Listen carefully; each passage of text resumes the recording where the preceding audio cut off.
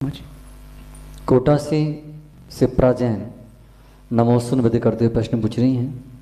नव वर्ष किस प्रकार मनाया जा सकता है? हम प्रतिवर्ष किसी न किसी तीर्थ स्थल पर रहते हैं। यदि इस वर्ष गुरुओं का सानिध्य मिल जाए तो क्या पूरे वर्ष गुरुओं का सानिध्य प्राप्त होता रहेगा? कृपया समाधान करें। हाँ, ऐसा मानते हैं लोग। चौंके में आज हमसे एक सज्जन पीछे से कह रहे थे कि मैं मिर्ची नहीं चलाऊंगा। बोले मिर्ची चलाऊंगा तो पूरा साल भर मेरा जीवन चरपरा रहेगा। ऐसा नहीं है। अपन कहते हैं ना, जैसा फर्स्ट डे होगा वैसा लास्ट डे होगा। ऐसा नहीं होता। ये हमारी अपनी विपरीत मान्यता है कि साल का दिन जैसा होगा पहला वैसा होगा आखिरी। और साल का पहला दिन संडे पड़ जाए, स्कूल की छुट्टी हो, साल भर छुट्टी कहाँ मिलती है। व्यापारी लोग जिस दिन छुट्टी मनाते हैं दुकान की और वो डे पड़ जाए तो फिर क्या बात है। ऐसा नहीं है। दिन या साल जो है वो पहले दिन से नहीं मनाया जाता। ये देखते हैं कि हमारा अंदर का भाव कैसा है, उससे आपका डे डिसाइड होता है, उससे आपका वीक मंथ ईयर डिसाइड होता है। बहुत सारे लोगों ने मुझसे कहा कि 2024 बड़ा खराब है।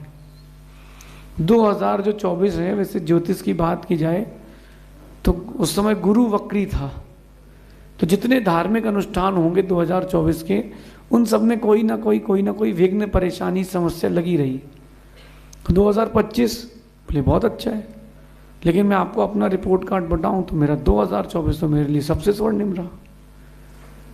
तो अपन ये ना सोचें कि दिन कैसा है, आप कैसे हैं चीज़ें वैसी रहेंगी।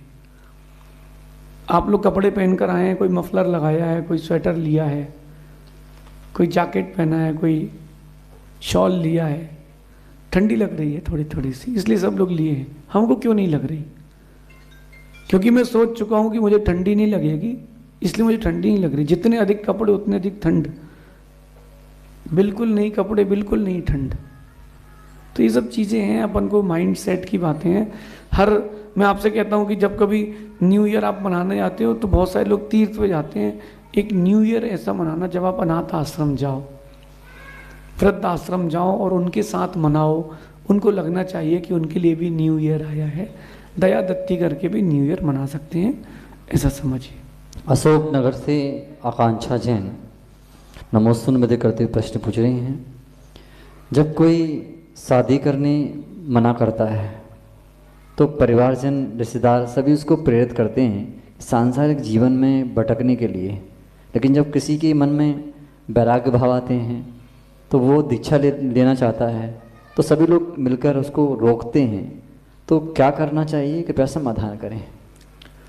देखिए, अक्सर ऐसा होता है, जो जैसा होता है वो अगले को वैसा बनाना चाहता है। तो जो परिवार के लोग होते हैं, बूढ़े बुजुर्ग होते हैं, वो सोचते हैं कि हम जिंदगी भर दुखी रहे, ये सुखी कैसे रह सकता है, इसको भी दुखी करें, इसको दुखी कैसे करें। फिर वो बात याद आती है कि भगवान घर घर खुशी नहीं बांट सकता, कहाँ हर घर खुशी बांटने जाएगा। इसलिए भगवान ने हर घर में माँ दी है, लेकिन भगवान हर घर में दुख देने नहीं जा सकता, इसलिए भगवान ने पत्नी दी है। मेरा कहने का मतलब समझना आप, मैं क्या कह रहा हूं। अगर कोई मुझसे कह रहा कि महाराज जी हमारी शादी नहीं हो रही, तो मैं कह रहा हूँ अच्छा है, भगवान तेरे को कम समय के लिए दुखी देखना चाहता है। अब वो चाहे स्त्री हो चाहे पुरुष हो, उसमें क्या फर्क पड़ता है। क्योंकि संक्लिष्टता तो बढ़ेगी, जिम्मेदारियां बढ़ेंगी, अपनी इच्छाओं को मारना पड़ेगा, परेशानी ही परेशानी है। मेरा कहना है कि अगर वैराग्य आता है, किसी से कहने की, किसी से पूछने की कोई आवश्यकता नहीं।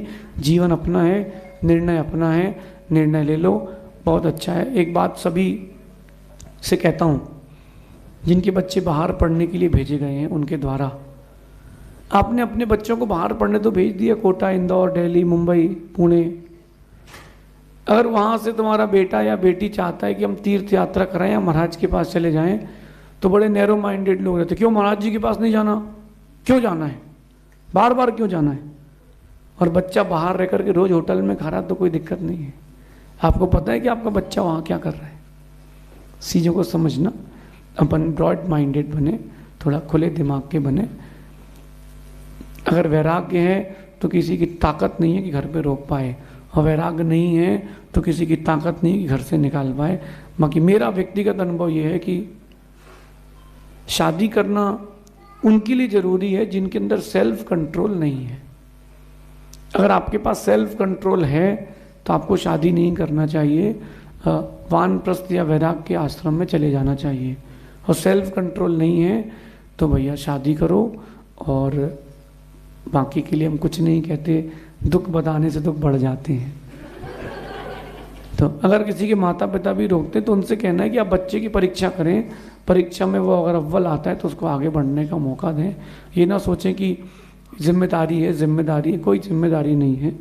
बस माता पिता का एक डर रहता है कहीं लौट के ना आ जाए, उनको डर लगता है कहीं हमारे घर की हंसी ना हो जाए, गुरु की, धर्म की, सबकी हंसी ना हो जाए, इतना सा डर रहता है उनको। तो परीक्षा करने के बाद जाने दो, और आपको वैराग्य है तो किसी की ताकत नहीं कोई रोक पाए, ऐसा समझ।